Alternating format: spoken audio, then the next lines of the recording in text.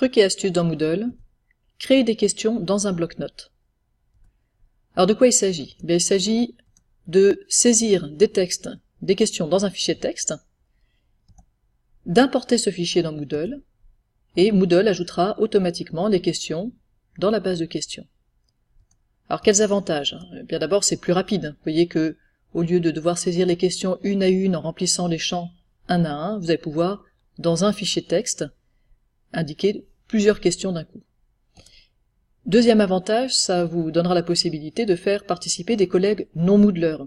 Ils auront juste à rédiger les questions au format que vous leur indiquerez, et puis ils n'auront pas à toucher à Moodle, c'est vous qui vous occuperez de les importer. Dans ce tutoriel, on va s'intéresser uniquement au format Icon. C'est le format le plus simple pour importer des fichiers de questions dans Moodle. Alors regardez à quoi ressemble la syntaxe. Eh bien, c'est tout simplement, vous mettez le libellé de la question, les différentes réponses possibles, et puis vous finissez en disant quelle est la bonne réponse. Alors en contrepartie, bien c'est un peu limité puisque vous ne pourrez rédiger comme ça que des questions de type QCM avec une seule bonne réponse. Si c'est une limitation qui est trop pénalisante pour vous, sachez qu'il y a d'autres formats qui existent, mais bien sûr la syntaxe du coup va être un petit peu plus compliquée. Techniquement, vous devrez saisir vos questions sous la forme d'un fichier texte simple, pas de Word, pas de Writer LibreOffice, voilà, simplement un bloc-notes le plus simple possible. Et puis vous devrez encoder ce texte, donc qui sera en .txt pour l'extension, en UTF-8. L'encodage, c'est la manière dont les caractères sont codés. Et il se trouve que Moodle ne comprend que l'UTF-8. Donc si vous vous encodez autrement, vous risquez soit de faire apparaître des caractères bizarres, soit même de créer un bug au moment de l'import. Donc vous inquiétez pas, la plupart des bloc-notes, ici par exemple on a le bloc-notes Windows, vous avez la possibilité de choisir l'encodage au moment d'enregistrer. Dans Notepad++, vous avez un menu encodage, et là aussi vous pouvez choisir d'encoder en UTF-8. La plupart des bloc-notes qui vous permettent de créer des fichiers .txt vous demanderont l'encodage que vous souhaitez. Après c'est tout simple, on va dans Moodle, on va dans la base de questions et on choisit d'importer. Mais je vous propose de voir tout ça maintenant en images. Je suis sur mon cours Moodle, je vais choisir un bloc-notes, ici le bloc-notes de Windows. J'écris mes questions dans ce bloc-notes avec le libellé de la question, les différentes réponses possibles et la bonne réponse. Libellé de la question, différentes réponses possibles, etc. Ici j'écris 4 questions, mais c'est à peu près illimité. Fichier, enregistrer sous, et au moment de choisir comment j'enregistre, donc c'est bien au format texte, et je choisis l'encodage. Donc selon le bloc-notes que vous utiliserez, le choix de l'encodage sera pas forcément ici. Donc faites juste bien attention à ça. Et je vais l'appeler question Vivaldi.txt, ça va très bien. Enregistrer. Je peux fermer mon fichier texte.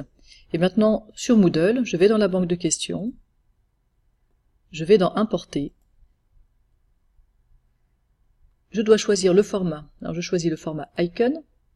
Je dois choisir un fichier. Je vais choisir le fichier question Vivaldi. Je dis que c'est bien ça que je le dépose.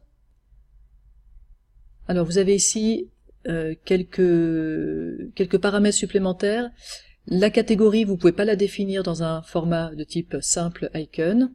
Le contexte non plus. Donc, de toute façon, que vous cochiez ou que vous cochiez pas, ça n'aura pas d'effet.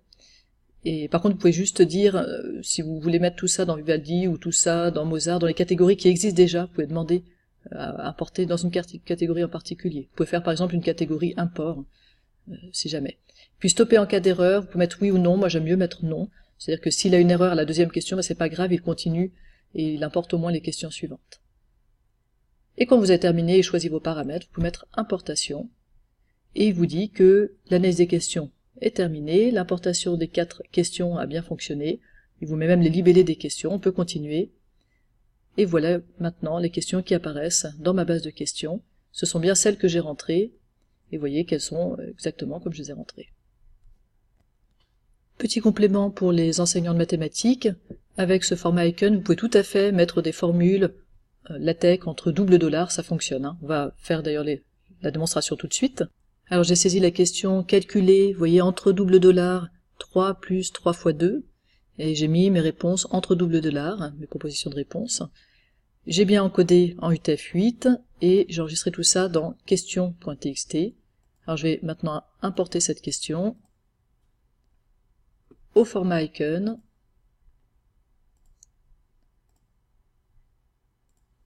Le fichier question.txt, je dépose, et puis dans les paramètres, eh bien, on va mettre ça dans la catégorie maths.